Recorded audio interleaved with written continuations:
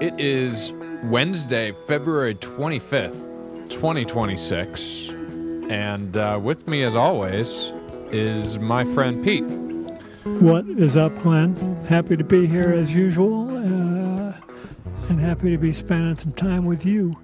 And in Podland, all the friends and family and people we've gotten to know or have gotten to know us through listening to the pod. So hello to all. Lots of good podcast vibes. Yes, yes.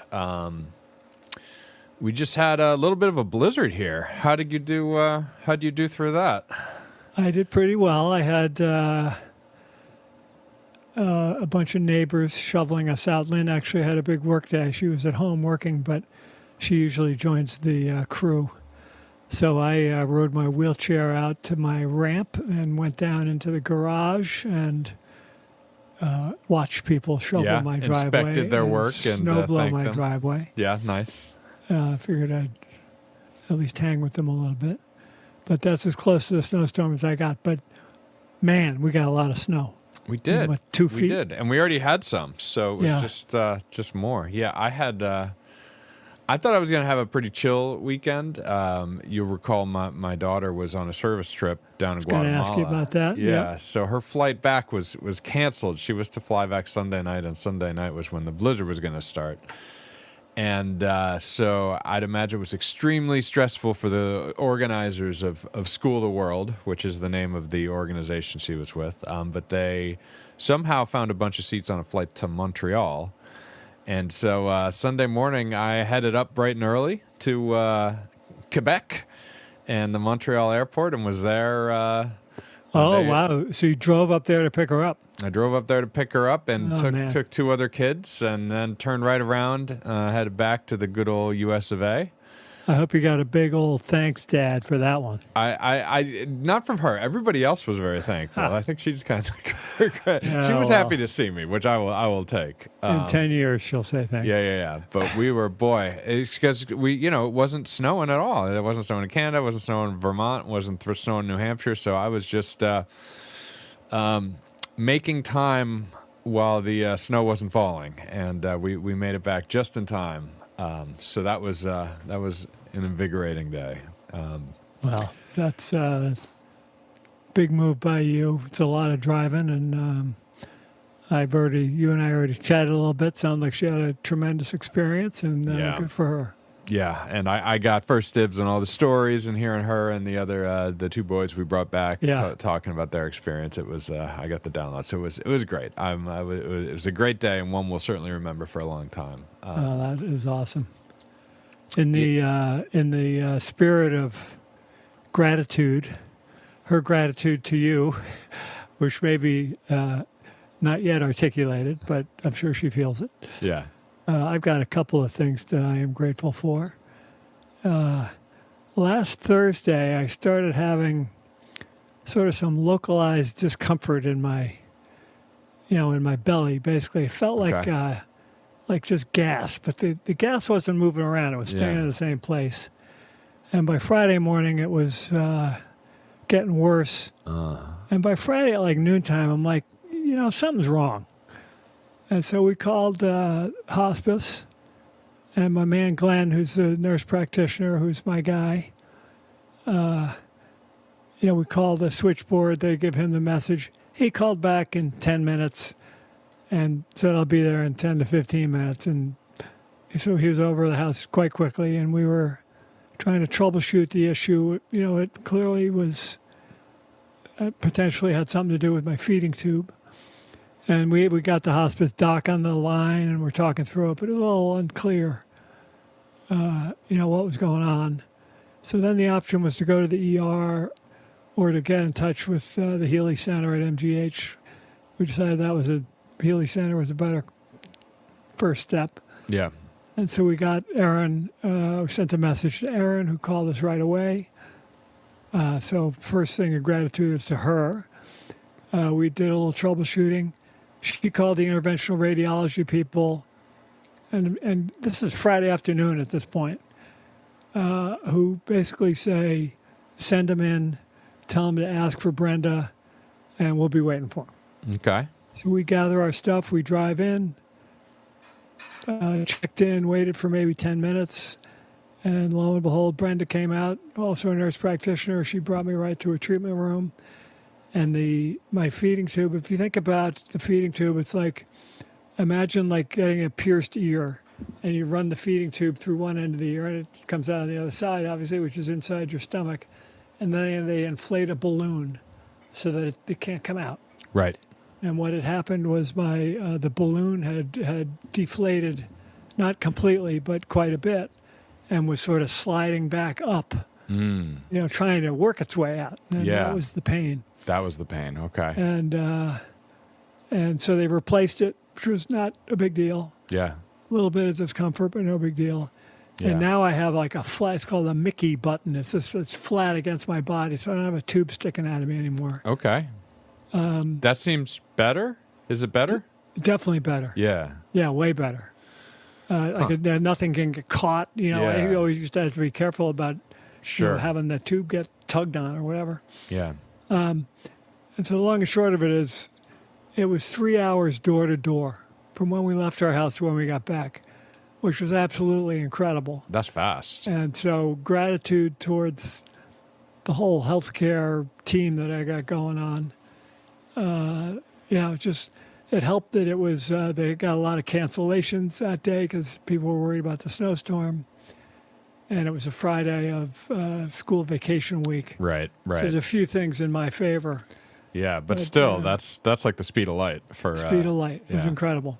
That's wild. So that's point of gratitude, number one. And then the second thing is it's a shout out to my aide, Whitley, who is here, 6 days a week by my side, who takes care of me, basically. And, it's not so easy to adjust to somebody, taking care of your basic needs, like getting you dressed and bathing and, stuff that you just, like you do on your own. Yeah. And she just has made things so easy for me and made the process so easy, and just kind of knows, what I'm going to need when I'm going to need it. She's always there, and I can't express my gratitude enough. Yeah. About having her help me every day. So. Yeah. The spirit of positive thoughts. Those are two of them for today. So you mentioned for hospice you have sort of a dedicated nurse practitioner kind of on call. Yeah. What was their name again? Todd. The guy. All right. You said Glenn earlier, so we might. I was like, wow, what a coincidence. Oh no, sorry, Todd. All good. Todd. Yeah. Right on. Yeah. No, definitely. That's. Well, I'm glad you got the discomfort sorted out. Next time you'll know what weekend would it have is. been a total disaster had we not. Yeah. And the moral of the story is, when you feel like something's wrong, something's probably wrong. Go do something. Yeah. Trust your instinct. Yeah. Did you have any other topics you want to talk about today? Well, I got one other thing maybe to talk about. When we lived in Longmeadow, Mass, this was 2000 to 2004, right before we moved to Switzerland. We had neighbors 2 houses down who we became pretty good friends with, and their oldest daughter babysat for Jack and Mike, when they were little boys, and they were active young children. And Isabel is their daughter's name. She was fantastic, but somehow Lynn and Rick reconnected, like 2 weeks ago. Yeah. And turns out that Linda, his wife, has a very bad disease, a fatal disease. Okay. As well. She's been dealing with it for 5 years, which was what they thought her life expectancy would be. So she's doing pretty well. Anyway, we set up a Zoom call and chatted with him last week. And sometimes you got friends that you haven't talked to in 10 or 15 years or 20 years, and then you reunite, and it's like you just talked to them yesterday, kind of thing. Yeah. Well, they're like that with us. That's great. And it was so great to catch up with them. And of course, at the end, I figured I'd pitch them on the podcast, and they've already listened to all of them inside of like a week, and are sending all sorts of Wow. not feedback but commentary. I'm glad the pod is bingeable. Like, I think of it as, I mean, so we've got 26 episodes in the book. That's half a year of every single week not missing one. So I don't think of it as like something you could just run through, but it's possible at least. Yeah, and they're all they're bite-sized episodes. Yeah. And like me, Linda has some time on her hands, and so it's a good diversion for her. Yeah. And they've just been so thoughtful and nice and sort of generous with their thoughts and sending me text message and lots of high praise for you. By the way, just what I think I might have forwarded you one of those texts. Yeah, you did. That was super nice. You get plenty of print space from all the people that are in contact with me, as you should, for all your efforts in doing this whole thing. So I guess that's a third sort of piece of gratitude. But it was so great to catch up with them, and we're gonna stay in much more frequent contact, I'm sure. Yeah. Going forward. And what's funny is their daughter Isabel, who babysat for Jack and Mike, when she was 13 or 14, she kind of looked like an adult. She acted like an adult. She was just a very mature kid. Mm-hmm. And now she's in her mid-30s and has 2 kids or 3 kids. I can't remember. I think it's two kids. She lives in southern Maine. And she looks exactly the same. It's really funny. And it's so cool to see, friends, kids who you knew them as kids, and now they're grown-ass adults, with children and careers and all that stuff. So super, super cool. And it turns out she lives a couple towns over from my brother Nick. Oh, nice. Up in Maine. So that's pretty neat. Yeah. Well, maybe you can have some kind of reunion. I've heard Nick's got some fun stuff to do up in Maine. So You got a few toys to play with. Yeah. So wait for my invite up there. I know. I'll get on the next one. I think you can just invite yourself. You're like part of the family now. So, okay. I'm gonna try that. Just assume that you're in.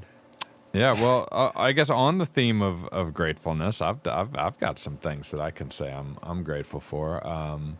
We spoke with, of course, with our friend Richie last week, and just a couple of days later, Friday night, I found myself at the Middle East Corner, setting up for a 10 p.m. start, and it was a great show. We had the great Luke Bellamy on drums and lots of great players. We had a flautist join us, who was I think a friend of Eric on sax. And and I'm teed up for next gig, which is Friday, March 20th, I think. And we're gonna have a new, it's 21st. We're gonna have a new vocalist for that one joining us, working on some new material. So, nice. As always, grateful to be able to play music, especially with the incredible performers of Kong Dynasty. I'm grateful to School of the World, that organization that put on that service trip and facilitated that, especially to Elspeth, who kind of was the coordinator and who I think was pretty much up all night dealing with how am I going to get all these kids back, and not just to Boston. There's some kids going to New York and kids going in different directions. So how many kids in the group? 30 kids and 6 chaperones. Yeah, wow. So that's handing your child over. I mean, she doesn't consider herself a child, probably, but no, my young adult.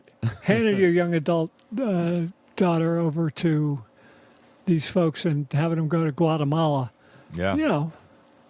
That's a big deal. There's a lot of variables. Yeah. But it was an experience that she'll have forever. Yeah. And it was close. Some kids, it's not their first time. It seemed like, maybe not next year, but maybe her senior year, she could do it be again. enticed to do it again. So Yeah. Grateful for that. And grateful. Midweek last week, we so my son and I went up to to Stowe. And I have a good friend in the next town over, Waterbury, who had offered to host us and let us crash in their bunk room. Always good. So we did that. They had a hot tub, and boy, Raj loves a hot tub. So we spent a lot of time experimenting with different states of matter, taking ice, bringing it into the hot tub, and seeing what happened, and all that kind of stuff. And we had some great times on the slopes. So super grateful to Liesl. Liesl, if you're listening, you and your husband Jeff, we had a great time, and really appreciate you letting us stay there. And also grateful for my neighbors down the street. We're doing a similar thing. They have a house up near Sugar Bush, and in a couple of weeks we're going to go up there and spend some time with them and spend a couple more days on the slope. Probably our last 2 days of the season, I would imagine. So yeah, well, it's winding down a little bit for sure. Yeah. I mean, it's almost March, and you're starting to think about spring. Although the snow keeps coming, it makes it really hard to think about that. Well, I remember our oldest Jack was born on March 22nd of 1997, and on April 1st of 1997, it snowed about 3 feet. I was a freshman at WPI. I remember that day, the April Fool's Day. And so we had a 9-day-old child, and in those days, you're like, oh my God, and we had a super long driveway, and of course, we thought, if there's an emergency, we won't be able to get out. With Jack, because you're always worried something bad's going to happen. So I was out there shoveling that driveway for 6 hours, because the plow guide is, not reliable on no snowblower like that. The snowblower broke about a third of the way into it. Oh no! It lit on fire. That's great. Anyway, that was. I've got a similar one to that. So this was early 2010, and my wife was pregnant with our first, with Caroline, who just got back from Guatemala, and it was the date of her first OBGYN appointment about the pregnancy and all the things. Lots of expectation setting is going to happen. It was an incredibly windy day, and we had a 50-foot spruce tree in our front yard, and there was this incredible noise, and the power goes out, and the tree had been blown down, taking out the power line to our house, and also blocking the street. And we're on a dead end street. Oh my God. And so she's like, what am I going to do? Oh my goodness. It was, we made it, and she got to the appointment, and the tree got cleared out. But it was definitely... This is you live in where you live now. Yeah, same house. Yeah, so I know that. Yeah, right. Massive tree there, and it's fully gone now. Wow. But that was a very memorable morning. Well, hopefully we don't have any more spring surprises like that. Calamities. Yeah. Sad week last week. As probably many people saw, because there was headlines all over the place. But the actor Eric Dane died. He was diagnosed with ALS a year ago, and but that really hit me over the head. Actually, it was. I didn't even know who he was. Actually, it was not a whatever show he became famous on, some hospital show or something. I didn't know him, but obviously when he got diagnosed and started doing a lot of messaging about ALS. I got to know who he is, and he was diagnosed a year ago and just died, last week. Wow. And I don't know, it really sort of took the wind out of my sails a little bit in terms of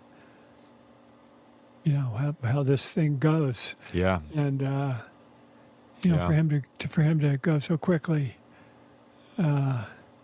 shows you how dastardly this disease is. Dastardly. I've been trying to think of the right words to describe it, and I've been at maybe. Cruel, but dastardly. I think that it's got a little extra something to it. Yeah. So that made a lot of headlines, certainly in the in the ALS Instagram community and that sort of thing. It was it was big news. Yeah. So that's a sad day. That is a sad day. Although it's some more awareness to ALS. It's certainly when famous people we're Yeah. kind of reminded that it affects them too. It affects all of us. Yeah, no, it is non-discriminating. Yeah.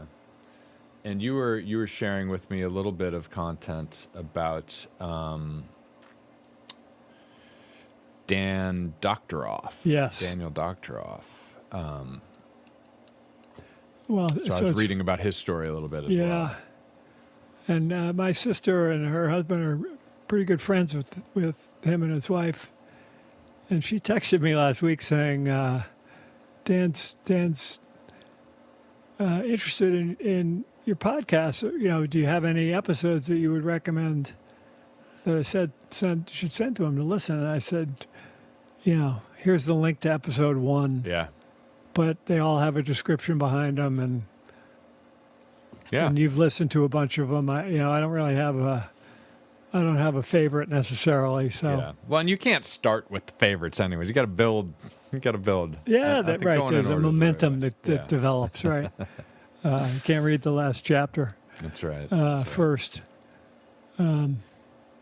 Anyway, I've had a few like Zoom calls, 2 or 3 Zoom calls with him since I was diagnosed, and he's a mover and a shaker. Sure. I mean, he has been in his life professionally, and he's not a guy who takes no for an answer. And so he's been, he's built a significant ALS organization, fundraising, Right. That's great. research shop, and has done a remarkable amount of work around the disease and Yeah. funding projects and awareness and everything else. So he's been, we know him a little bit. He's a little farther along Yeah. than I am in terms of disease progression. Right. Right. Well, we'll be thinking about him and about Eric and about you, and I'm thinking about lots of things we're grateful for. Well, it's on a brighter note. We're moving into basketball playoff time. If you're a high school hoops fan or a D3 hoops fan, which I am, and so my alma mater, Wesleyan, was the number 1 seed in the NESCAC tournament, and they won their Nice. first round game last Saturday. So our second round game is you got to win 3 games to win the tourney. So Okay. they got to win Saturday to be able to play on Sunday, and then whoever wins Sunday is league champion and automatic berth in the NCAA. My guess is there's going to be probably 4 out of 11 NESCAC teams that make the tournament. Could be 5. It's a very, very strong conference. And, of course, Needham High School basketball is having another great year behind Coach Liner and his leadership. Really, really nice team this year. Just chemistry looks great. They got a bunch of guys that can shoot it. They share the ball really well. They play hard. I've made it to 3 or 4 games and Nice. have really enjoyed watching them play. Yeah. It's really fun. High school basketball can be really fun, and anything can happen in high school hoops. Right. And even this year, one of the games I went to, it was starting the 4th quarter, and Needham was like down 12. And I'm like, man, this Yeah. very low likelihood this one turns around. And guess what happened? It turned around, and they exciting. pulled it off. They're like, I don't know, 18-1 or 19-1, something like that. So Wow. that's fun. And all these D3 games you can watch on the live stream. I was going to And ask you know you, what? do you need a VPN for those, or you can just You do just not, watch 'em? and there's no commercials and no BS, Nice. and it's just watching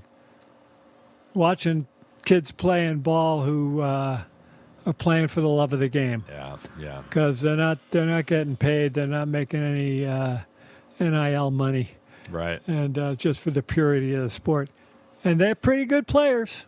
Yeah. So that's my pitch for D3 hoops. Go Rockets. Go Cardinals. Yeah. Yep. All right. All right. Did you have any? So I usually don't watch a lot of competitive ski racing, but I have been recently as part of the Olympics. Do you have any Olympics takes or reactions now that it's behind us? Well, great to see an American woman win the Breezy Johnson win the downhill. Yeah. And I don't know, the sort of the Swiss men's team, kind of dominated. And I did notice that Switzerland seems to be pretty strong in a lot of the downhill events, especially skiing. Yeah, the men particularly. The women are maybe a little bit off this year, but they've always got a deep bench. Yeah. That's being developed. So there was a lot of fun racing. The problem with the Olympics from skiing is usually the course setups are a little bit different. It's not the same as watching, the circuit. Interesting. Like the slalom, the women's slalom event, the first run had this weird gate setup where you had a choice where you could go left or right. Yeah, I remember. Yeah, Michaela Schifrin's run. That what the hell is strange. That? Yeah. It was really strange. Huh. But it was super, really great to see Michaela Schifrin, obviously, because she's struggled in the last couple of Olympics for who knows why. Yeah. And I just find her to be so gracious, and she just seems like a quality person and a quality competitor. Yeah. And obviously Very happy for her. She knows how to run those skis, man, and work the edges. What she's a phenom. Mm-hmm. And then the Lindsey Vonn thing was a total bummer. That's really unfortunate. But because she is a badass among badasses. Mm-hmm. I mean, these people, the men and the women, for those skiers out there, like going 70 miles an hour or 80 miles an hour on skis is nuts. Yeah. I mean, I've probably gone 40 feels nuts. I've gone 50 probably, Right. once. Right. But 40 is fast. You're hauling a 40. These guys are, it's, man. Yeah. That's And crazy. they're kind of fearless. Yeah. So it was pretty fun. Yeah. Yeah. Well, what do you say? You wanna tag seems it like there? We've covered enough bases. Yeah. We'll be back at it next Wednesday. I want to talk about. I'm just going to save it for next week. Ooh. All right. A little anticipation. Yeah, a little surprise. All right. Well, it's been a pleasure as always, Pete. Yeah. Thanks, Glenn. Appreciate it. And, Yeah. I'll talk to you next week. Yep.